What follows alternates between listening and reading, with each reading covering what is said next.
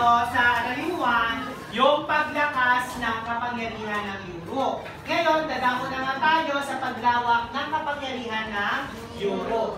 So, ating unahin ang yugto ng imperialismong kan-Uranian. So, kailan ba nagsimula ito? Nagsimula daw ito noong ika-15 Yes.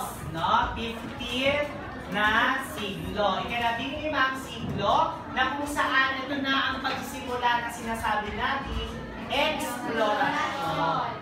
Okay, class. Pag narinig nyo ang salitang eksplorasyon, ano ang inyong naiisip? Paglalakbay. Very good. Natundo. Perfecto. Ano pa? Travel. O sige, accepted na din. Ano pa? De Chavez. Pagsisiyasat sa mga napupuntahan ng lugar?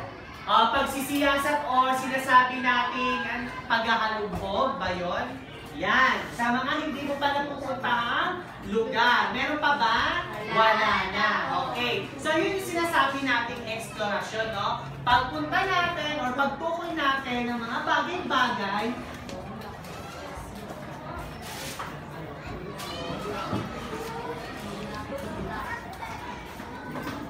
okay, so sa mga bagay na gusto, sa mga lugar na gusto nating mapuntahan. So sabi natin, sa pag-explore, no, or sa pagta-travel, dapat meron tayong tatlong motibo. Yan. Alam natin kung ano yung ating tatlong motibo sa paglalakbay. Maaari bang makapagbigay ng isa? Yes, De Chavez. Pakibasa yung una. Paghahanap ng kayamanan. Okay.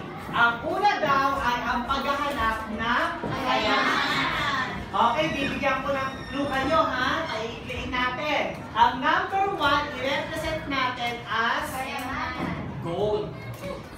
Okay, number 2. Yes, Ramirez. Pakibasa ng malakas, Ramirez. Pagpapalaganap ng Number 2 lang. Okay. Pagpapalaganap ng Kristyanismo. So, bibigyan ko ulit kayo ng clue sa number 2. Okay. That is, i-consider natin the word as God. Okay. Number 3. Tama. Basta. Okay. Paghahangat ng katanyagan at kayamanan.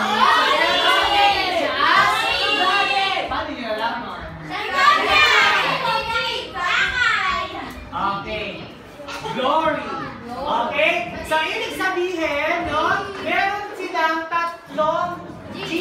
So, we have 3G. What is the 3G?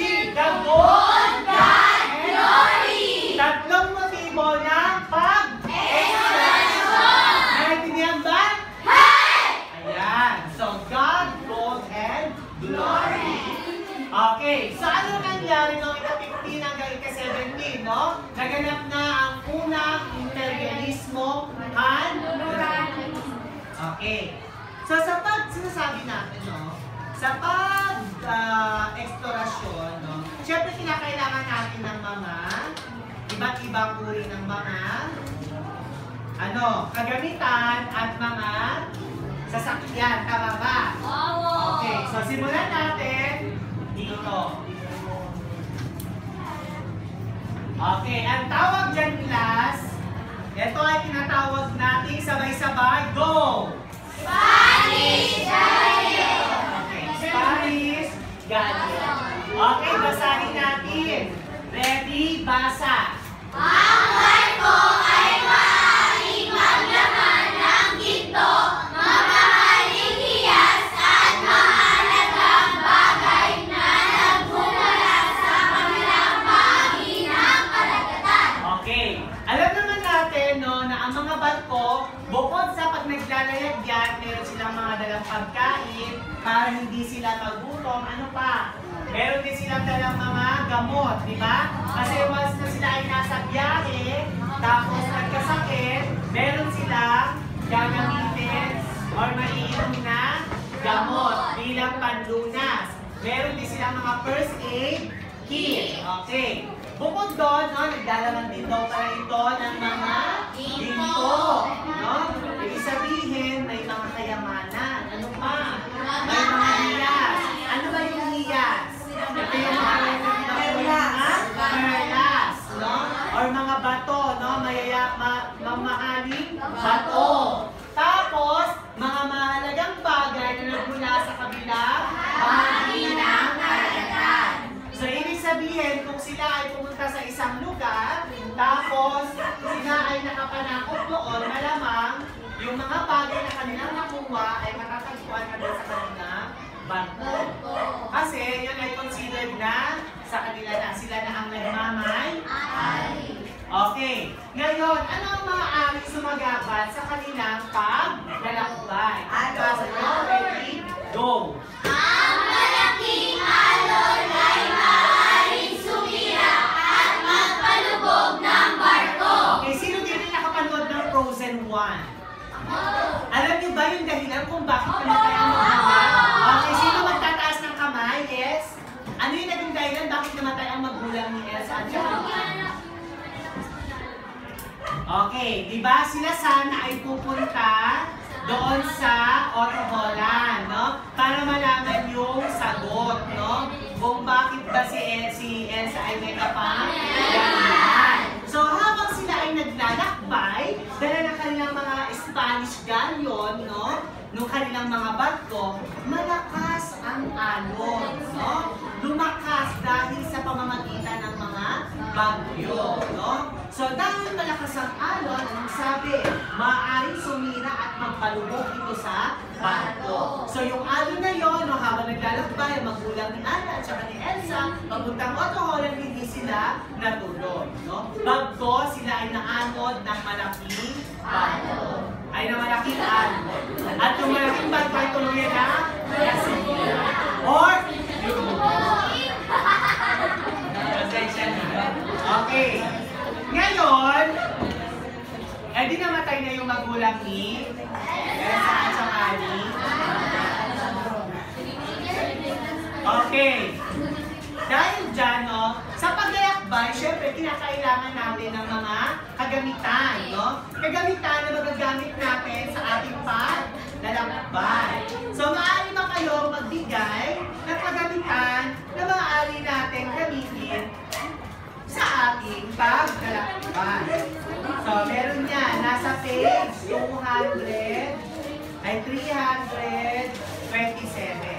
Okay. Ano ang tawag dito? Okay. Ang compass, no, ito ay nagbibigay ng direksyon. No? Ang gamit ng compass class, no, nagbibigay siya ng direksyon na pupuntahan ng isang mga manlalakbay.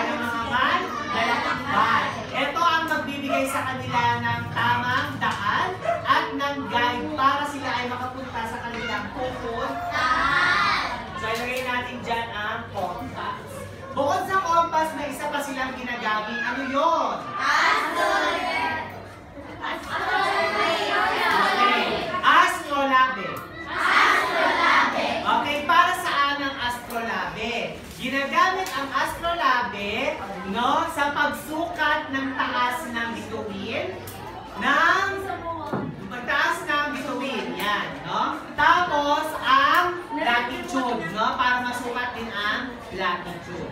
Alam niyo yung sa Moana? Kaya sa Moana, ang gamit niya yung kanyang kamay lang, no? So, may sinusukat siya doon, sinusukat ka doon. Araw.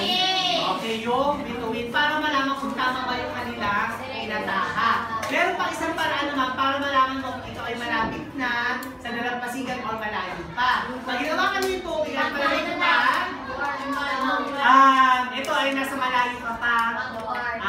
Malayo pa ang iyong inataha. Pero kapag ito ay medyo maligam-gam na, no, ibig sabihin, humihingi na pala si Tefiti. Okay, charot lang. Malapit ka na sa daungan. No? Pero ang gamit ng astrolabe para sukatin kung gaano kataas ang bituin at para malaman ang latitude.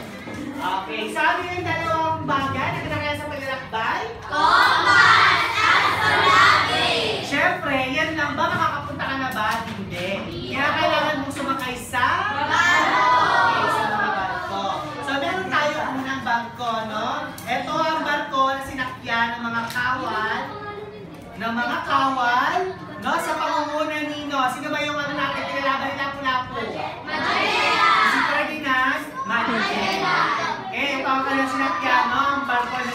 Trinidad at saka si Victoria.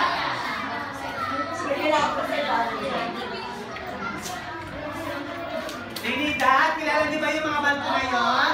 Si Trinidad, si Victoria, si Santiago, si Concepcion, si... May isa na to, di ba? Ayan. Si Trinidad, si Victoria, Santiago, Concepcion. Ayan. At saka, ito pa.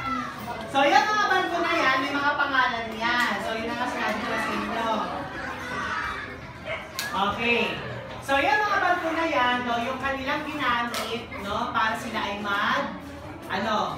maglakbay, no? Yan ay sa pamumuna ni Ferdinand Magellan. Noong time na yan, class, no, sila ay naglalagyan papuntang Pilipinas kasi gusto nilang maghanap ng iba't ibang uri ng mga pampalasa or spices. Kasi doon mayaman ang Pilipinas, class, no? Mayaman tayo sa iba't ibang uri ng spices. Aba, sa kabila may sumagot, magic sarap. Plus, ang sinasabi natin mga spices, yung mga sinauna natin spices pampalasa. Gaya ng asin, paminta, laurel, rose, yan. So, sili. Yan, marami tayong iba't ibang uri ng mga pampalasa. Isama na natin ang luya at paminta, no? Asukal kasama din, di ba? So, yan kasi yung mga ginamit, no? Actually, alam niyo ba, no? Na ang mga Espanyol ang nagturo sa atin ng pagluluto ng adobo. Ang adobo ay guys, sa Espanyol na adobo na sabihin ay ibabad. No? Ibabad sa asin at saka sa toyo. Yan, kaya napakasarap ng adobo. No? Sino dito favorite ng adobo? Actually, di ba pinag-anuhan yan, pinaglabanan yan, kung ano nga ba ang ano ng pagkain ng Pilipinas, pagkukulang, kung sinigang or adobo. So, ang nanalo ay?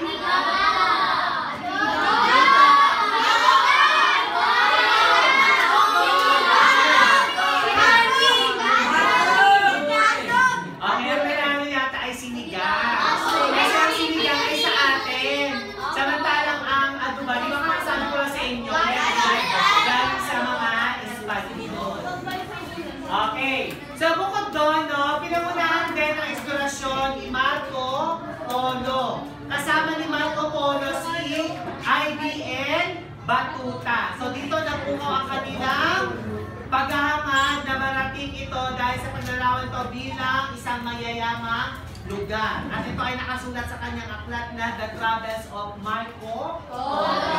No, sapagkat pinabanggit dito na ang yaman at tunglarang taglay ng China. Okay. Yes.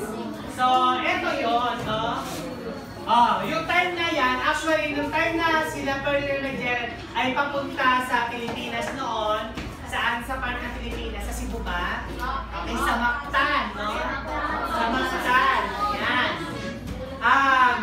Yung ibang kanyang mga kasamahan ay parang na ang bilis na nakatay.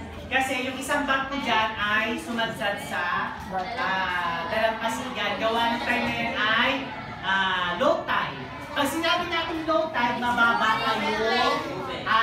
Mababa na yung tubig.